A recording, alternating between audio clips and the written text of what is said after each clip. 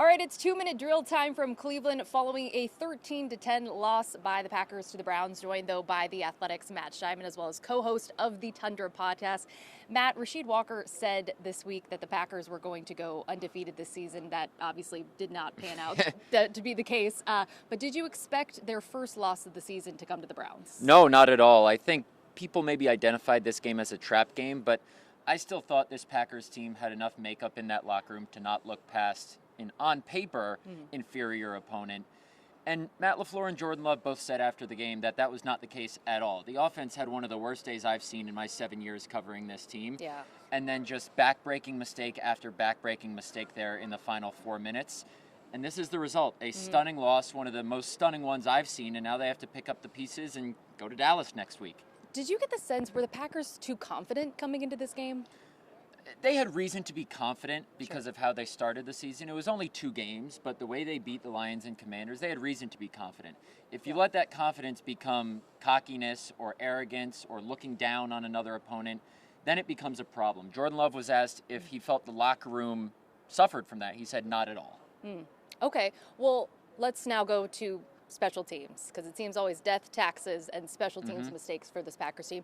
From what you gathered, maybe post in the locker room, or from what LaFleur said, or maybe even looking back at that Brandon McManus blocked field goal, what did you see of what happened there? It was Jordan Morgan's guy who got his hand on it. I know the guy comes off the edge past Tucker Kraft, but it was Shelby Harris who got his hand on that. And this is a ESPN research stat. Shelby Harris has 6 blocked kicks since 2014 when he entered the league. That's the most of any player in that span. Wow. Matt Orsick, the long snapper, said after the game that they were well aware of that. It was just a lapse in protection at the worst time possible, and then the Browns were able to convert their field goal to win the game. Yeah, and he's a Milwaukee guy, and in the locker room post-game, he said a lot of family back home not happy about what he did. But now let's pivot to just talking about the lead up to this game. Both the talk, I would say, was both these defensive fronts. For you, who did you think had the advantage in this game? The Packers or the Browns? Who would you give the advantage to? I would give the advantage slightly to the Browns. The Packers ran 31 times and averaged only 2.6 yards per carry. The Browns at least broke off a couple long ones there at the end on their field goal drive by the rookie Quinshon Judkins. This is what we kind of expected from this game, a defensive battle.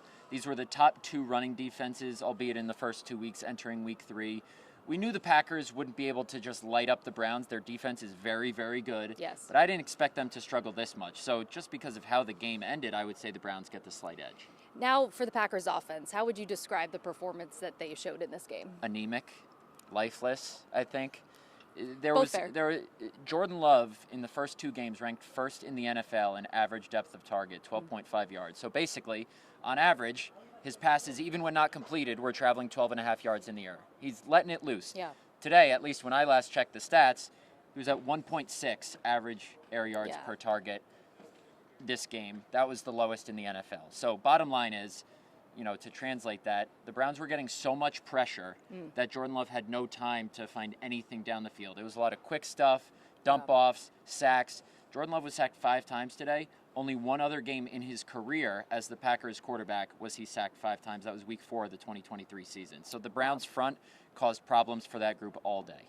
Now, it didn't seem like in the locker room post-game anyone was really hanging their heads too upset about this loss. Should they have been? No, I don't think so. I think everyone, and understandably so, reacts so in the moment and suddenly if you're a fan. But Xavier McKinney said it after the game with a couple swear words that I can't say on these airwaves. Dropped an F word, an S word. It's only week 3. He said, it's good that we got this out of the way week 3. Not that you want to. Sure. But there are going to be learning experiences throughout the season. Micah Parsons said even the best Super Bowl champions have some slip-ups. And the Packers are lucky that if this is one of their main ones, that it happened early in the season.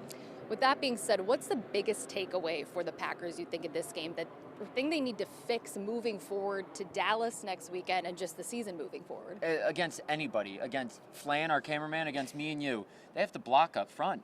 They have no chance in most games if they can't protect Jordan Love and give him time to operate the offense. Did it help that Zach Tom re-injured his torn oblique on the first play? No. Aaron Banks went out. Rasheed Walker went out for a play or 2. But the starting offensive linemen who were in there didn't do a good job either. And they have to get their protection fixed. However that is, because they got no shot on offense this season if Jordan Love is under as much duress as he was today. Yeah, no doubt about that. Well, it's raining on us here in Cleveland, Not just like how really. how the Browns rained on the Packers parade, handing them their first loss of the season. But that's going to do it for this edition of the 2-Minute Drill. For Matt Schneidman, I'm Ellie French.